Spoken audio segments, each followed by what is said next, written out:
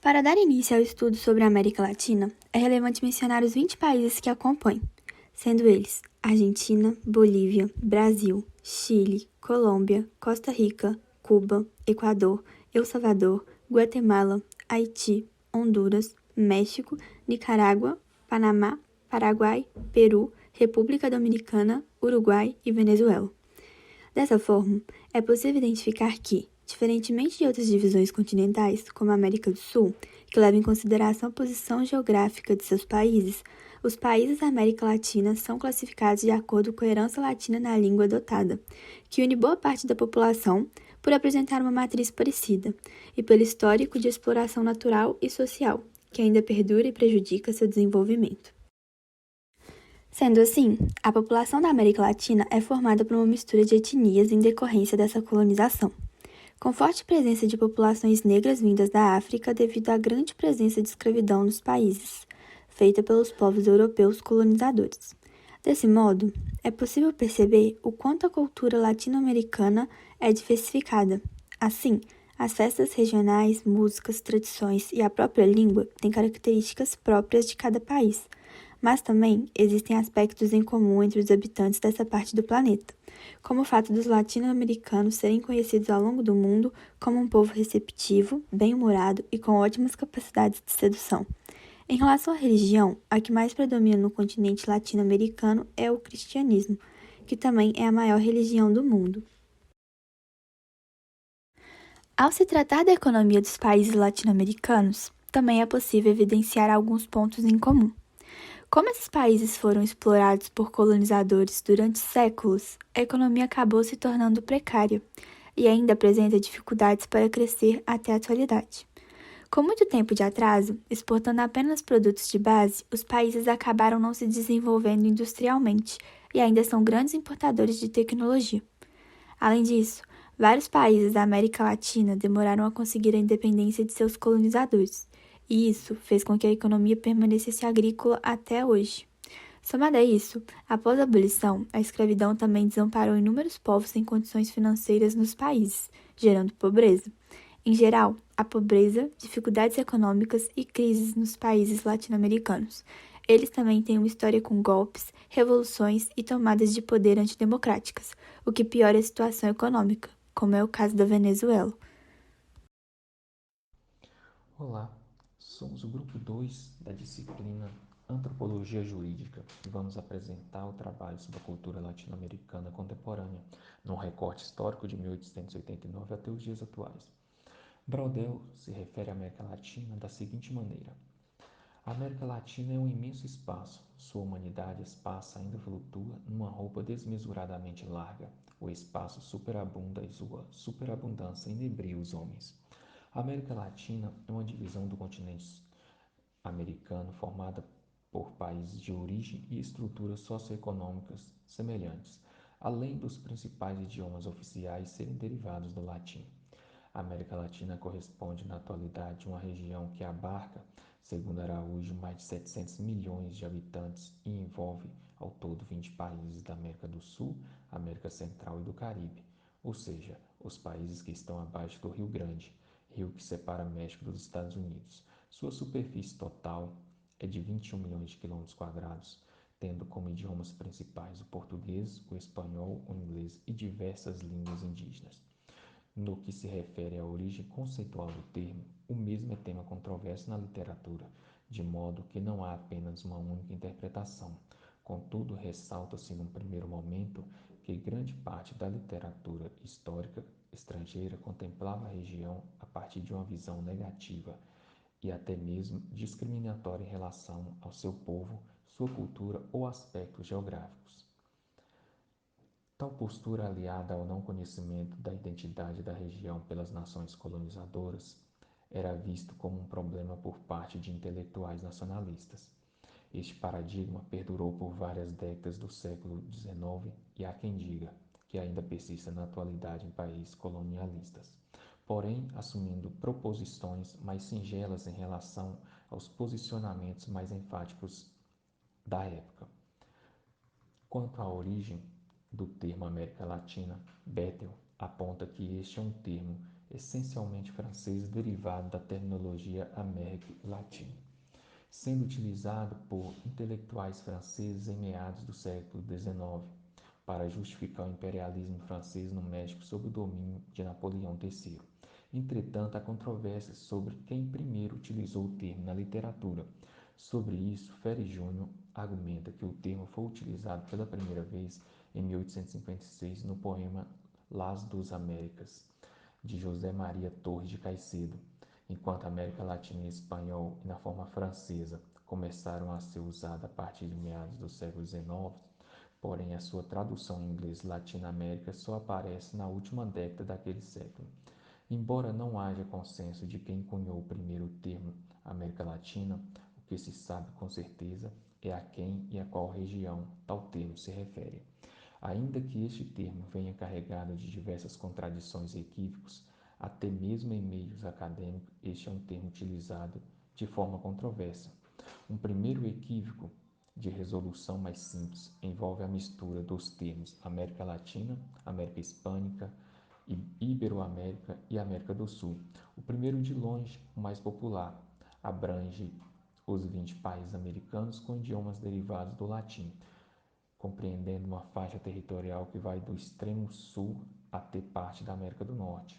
O segundo se restringe às 18 nações oriundas do antigo Império Espanhol, e o terceiro acrescenta o Brasil à chamada América Hispânica, valendo-se de uma ancestralidade ibérica comum.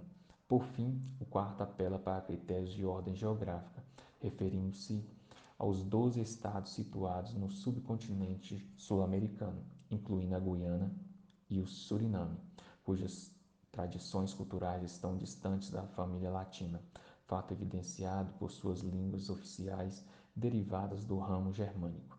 Ainda que a América Hispânica tenha tido uma relevância pretérita, atualmente os conceitos com maior aplicação prática, seja no campo acadêmico ou fora dele, são América Latina e América do Sul, respectivamente. Para além da questão conceitual, temos a questão da unidade regional. Hoje é consenso que o Brasil seja parte indissociável da América Latina. Entretanto, não foi sempre assim. Segundo Bettel, tal ideia não era compactuada entre os autores de países de língua latina e nem mesmo dos próprios brasileiros na época. O Brasil, sob esse contexto, somente passou a fazer parte da América Latina a partir do momento em que se fora cunhada a expressão Latinoamérica, ou seja, quando principalmente os Estados Unidos, a Europa e o resto do mundo passaram a considerar o Brasil como parte integrante da Latinoamérica. Em meados do século dos anos 20 e 1930, especificamente durante a Segunda Guerra Mundial e Guerra Fria, os países de americanos de língua espanhola tinham interesses de se fortalecer buscando a criação de uma confederação ou nação única liderada por Simão Bolívar, o que nunca aconteceu, pois os representantes das nações de maior influência da região não compareceram às reuniões. O Brasil era ignorado ou não era considerado parte integrante da América Latina até então, e só na década de 90 do século XIX, quando o termo norte-americano Latinoamérica é cunhado, que a América Latina e principalmente o Brasil passam a ter tratamento recíproco, especialmente no que tange ao comércio. A partir daí ocorre a homogeneização, onde o termo América Latina passa a referir aos habitantes das ex-colônias de Espanha e Portugal. Ainda sobre a unidade regional, Porto Rico poderia ser considerado país pertencente à América Latina, em decorrência da sua história de colonização espanhola e pelas características socioeconômicas e culturais do seu território. Entretanto, nem sempre aparece listado em decorrência ao seu atual status de Estado livre associado aos Estados Unidos.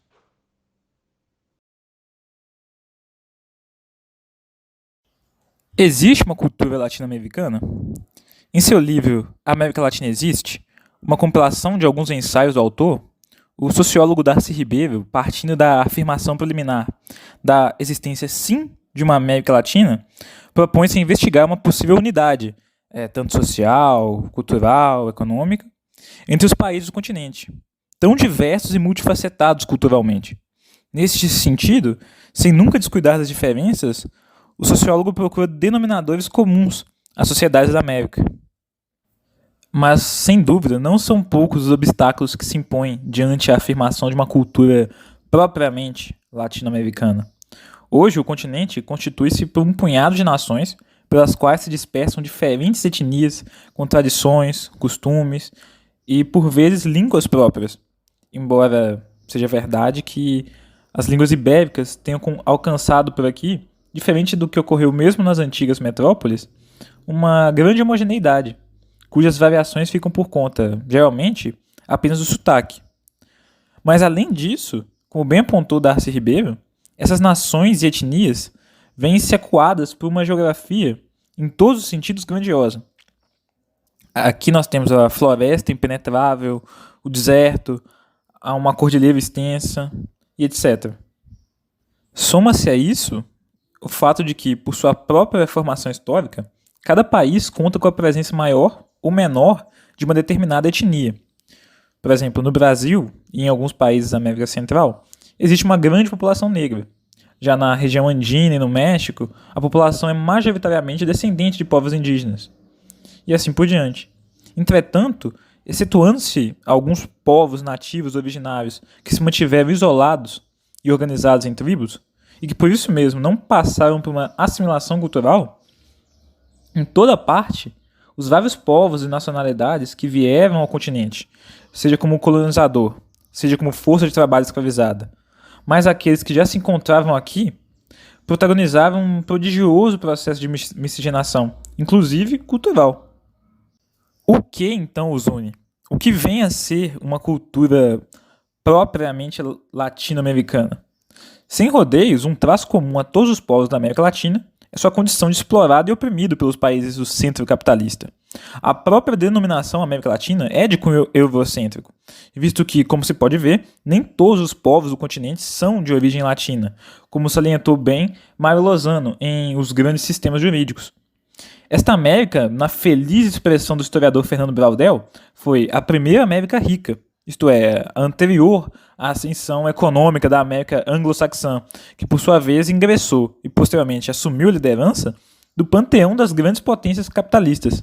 Braudel estava certo quando enfatizou que, por suas riquezas, a América Latina foi, desde sempre, muito cobiçada.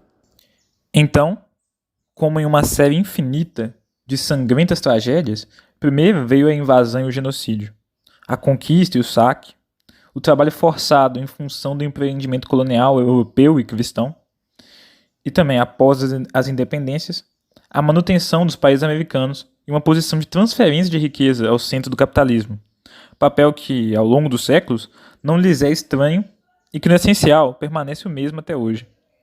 A tragédia que unifica todo o continente parece se sustentar por uma infeliz coincidência. O constante cenário de instabilidade, não apenas econômico, como também político dos estados da América Latina. Desde o processo de independência até hoje, seguiram-se democracias frágeis, ditaduras militares e regimes fascistizantes, na maioria dos países. No capítulo de seu livro dedicado à América do Sul, por exemplo, Lozano evidencia que, durante o ano de 76, a Argentina, Bolívia, Chile, Equador, Paraguai, Peru, Uruguai e Brasil viviam todos ao mesmo tempo sob a égide de governos autoritários. Além disso, outro fator que une a maioria dos países da América é a formação intelectual de suas elites crioulas, responsáveis, durante o século XIX, por boa parte das independências nacionais.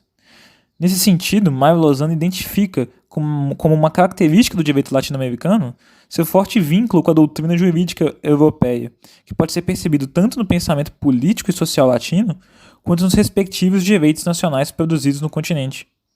Há ainda, como chamou a atenção esse autor, uma circulação interna entre os países de obras de juristas latino-americanos, incentivada, nas palavras de Lozano, pelos antecedentes culturais comuns que uniam as elites intelectuais do continente, sem contar, é claro, a proximidade entre as línguas mais faladas na América.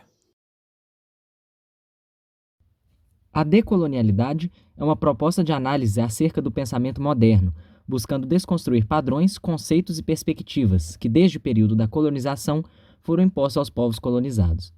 Essa visão surgiu com grande força na América Latina, influenciado principalmente pela resistência do pensamento e da cultura indígena e afro-caribenho, de acordo com Walter Mignolo, responsável por um vasto estudo acerca do período pós-colonial. Portanto, a teoria decolonial se estabelece como uma forma de associar a função de agente e questionador do colonizado acerca da ordem eurocêntrica e ocidental imposta sobre a ciência e a cultura. De acordo com Aníbal Quijano, a colonialidade tem como base a racialização das relações de produção, assim como o eurocentrismo como base para a produção do conhecimento e das subjetividades das sociedades colonizadas e a hegemonia do Estado-nação, constituindo-se como periferia do capitalismo global após o fim do Pacto Colonial. Portanto, o autor propõe, junto ao conceito da decolonialidade, a existência do debate acerca da colonialidade do saber, da geopolítica do conhecimento e a pretensão de universalização da teoria e conceitos elaborados no centro do sistema global, sem considerar as experiências históricas latino-americanas, assim como seus problemas cognitivos. Dessa forma, a decolonialidade surgiria como uma atitude de ruptura com essa narrativa de padronização europeia de superioridade da civilização humana, de acordo com seu poder e hegemonia política, cultural e econômica, criticando assim e questionando elementos como o universalismo etnocêntrico. Um importante marco jurídico que influenciou a visão decolonialista presente na América Latina foi a Declaração sobre os Direitos dos Povos Indígenas, que, apesar de não ser exclusiva do continente, gerou repercussões importantes. Em 1982, o Conselho Econômico e Social das Nações Unidas, o ECOSOC, estabeleceu um grupo de trabalho sobre os povos indígenas para desenvolver os padrões de direitos humanos que os protegiam. Porém, somente após 24 anos, em 13 de setembro de 2007, a Assembleia Geral da ONU aprovou o texto.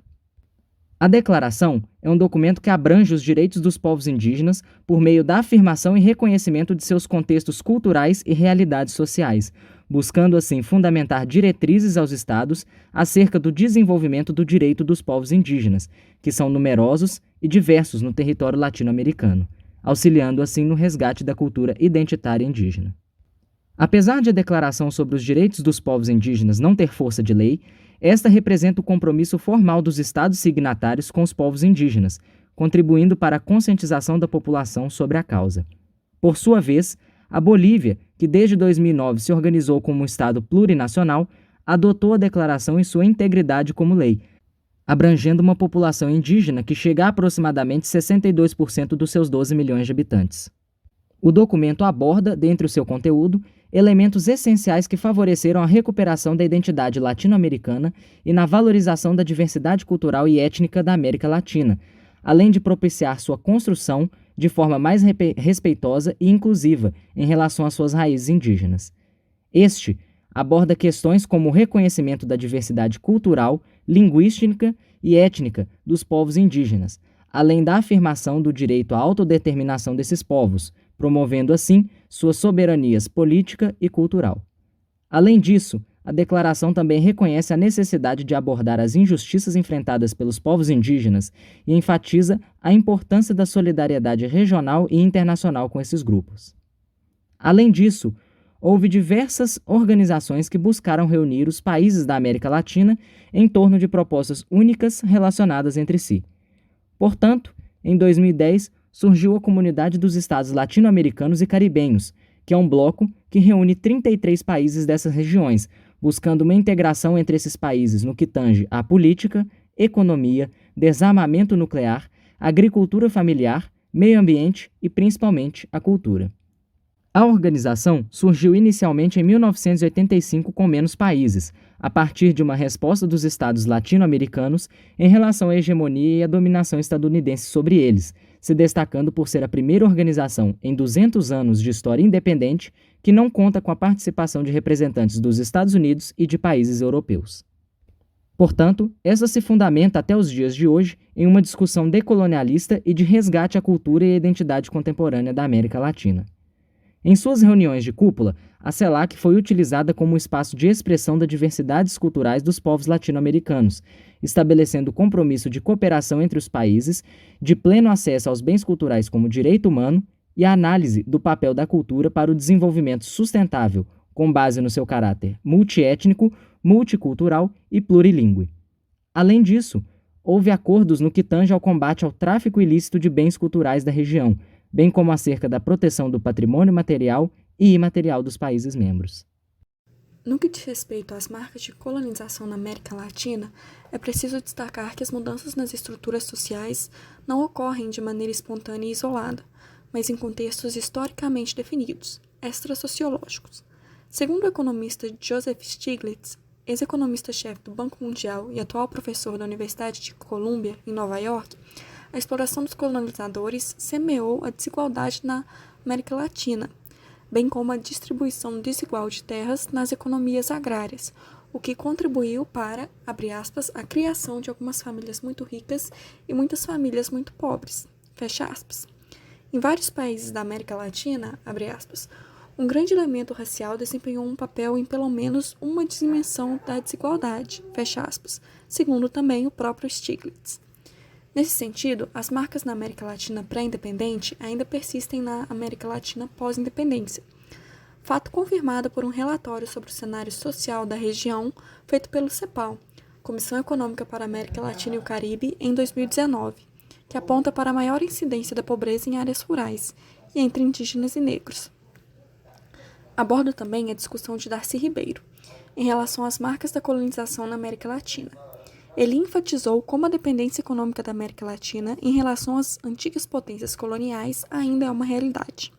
A exploração de recursos naturais e as relações econômicas desiguais com países estrangeiros continuam a ser desafios para a região, limitando sua capacidade de se desenvolver de maneira autônoma, impedindo muitas vezes um desenvolvimento na parte tecnológica, repercutindo uma economia que produz ainda o sistema colonial de fornecedores de matéria-prima. Além disso, vale destacar a visão eurocêntrica que os países colonizadores impuseram nos países colonizados, que repercute até na atualidade. A respeito disso, analiso a fala de Aníbal Quijano, que diz, abre aspas, aqui a tragédia é que todos fomos conduzidos, sabendo ou não, querendo ou não, a ver e aceitar aquela imagem como nossa, e como pertencente unicamente a nós. Dessa maneira, seguimos sendo o que não somos, e como resultado, não podemos nunca identificar nossos verdadeiros problemas, muito menos resolvê-los, a não ser de uma maneira parcial e distorcida. Fecha aspas. Visto isso, faz-se claro a necessidade de se compreender a história dos países latino-americanos, fazendo um trabalho de se libertar dos ideais eurocêntricos que impedem de enxergar na íntegra os problemas reais e as soluções necessárias dentro da realidade latino-americana. Regimes autoritários, América do Sul.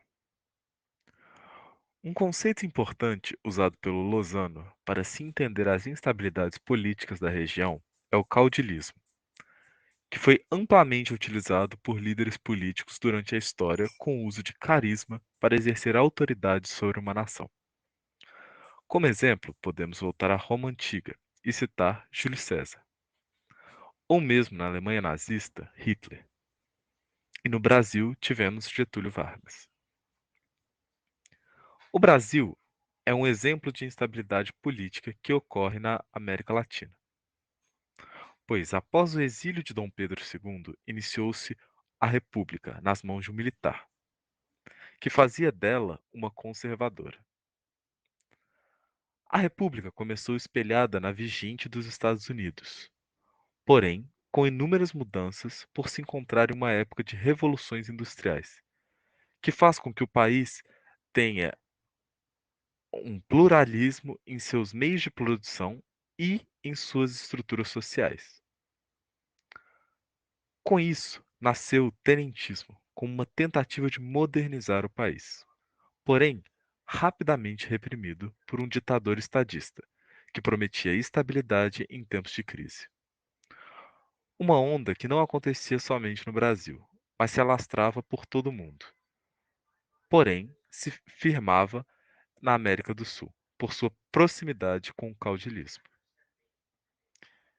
Isso foi um elemento comum por toda a América do Sul, que oscilava entre democracia real, democracia forte, ditadura plena e ditadura atenuada, como descrito no livro Os Grandes Sistemas Jurídicos. Isso é demonstrado, pois, em 1976, a Argentina, Bolívia, Brasil, Chile, Equador, Paraguai, Peru e Uruguai Todos eram ditaduras militares, que foram financiadas pelos Estados Unidos, para conseguir efetuar um golpe em prol do retrocesso e parada da onda comunista que se alastrava pelo mundo em meio à Guerra Fria.